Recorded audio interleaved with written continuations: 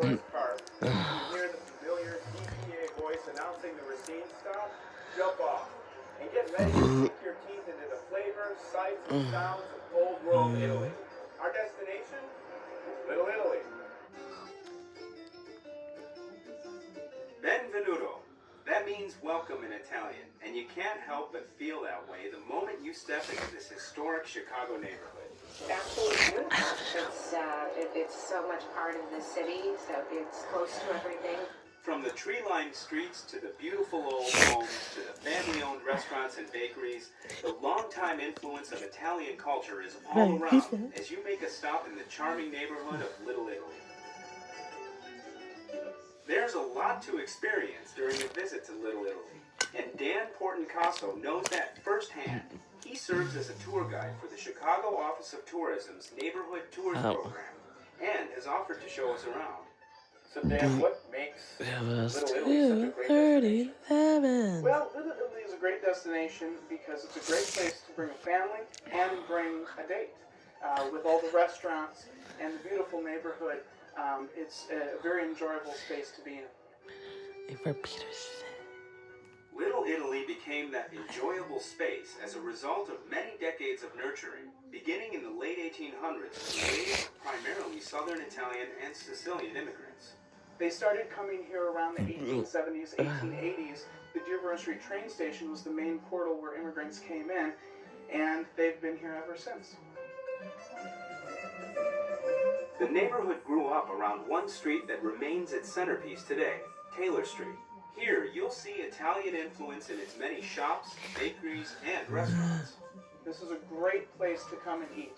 You can get everything from Italian-American cuisine that's derived from Southern Italian cooking, to Sicilian food, to even a Northern Italian restaurant. But because the university here, and it's a very diverse neighborhood now, you also will find things like Thai food to burger joints. The University of Illinois at Chicago brings unmistakable energy to the area.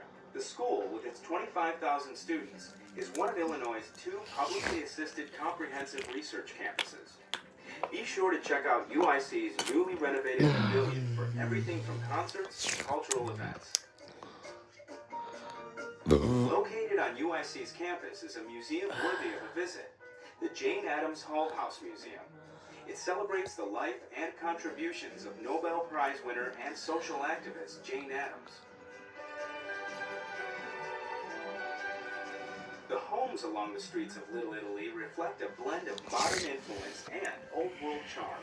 There are some gorgeous buildings in this neighborhood. Tell me a little bit about the housing in the area. Well, the housing, there's basically older homes and newer homes. All of them are gorgeous. They're building new construction, 2 and 3 flats with condos in them. And you have your classic Chicago 2 and 3 flats in the neighborhood. Many of them rehabbed with all modern amenities. It's a wonderful place to live. It's a very desirable location as well because of its proximity to downtown. You'll find beautiful homes surrounding one of the area's most beautiful parks, Aregio Park. Here, you'll be able to stand before one of the world's most famous Italians, Christopher Columbus. This 9-foot bronze beauty was originally cast in 1892 in Rome for the opening of the World's Columbian Exposition. It has been majestically restored. How is the Italian religious tradition reflected in the community? Well, mainly through Our Lady of Pompeii Church. Once slated for demolition, Our Lady of Pompeii Church proudly remains standing as a symbol and literally a shrine for Italian culture. The shrine of Our Lady of Pompeii was built in 1920 for the by the Italians, for the Italian community. It was when the first lots of immigrants first came over to the Chicago area. And about 10 years ago, the Cardinal deemed it a shrine, and we had a whole resurgence. Our Lady of Pompeii is in the process of being restored to its original impressive grandeur. Come in and take a look around.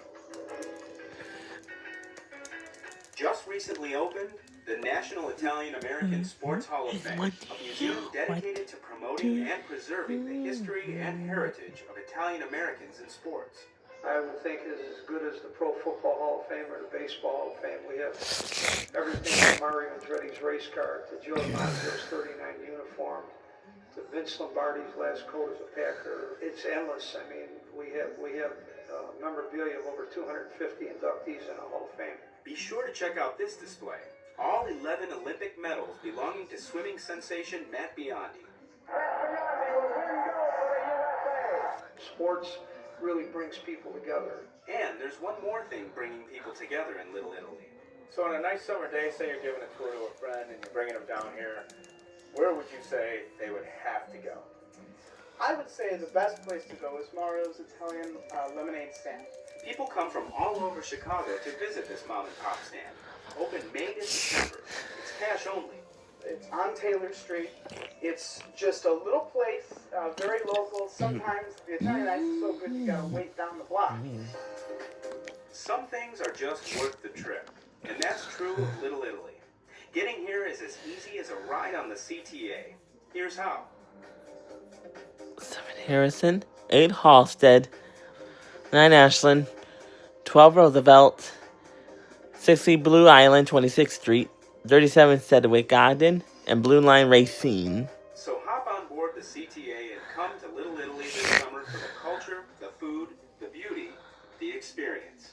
It's a place that has something for everybody.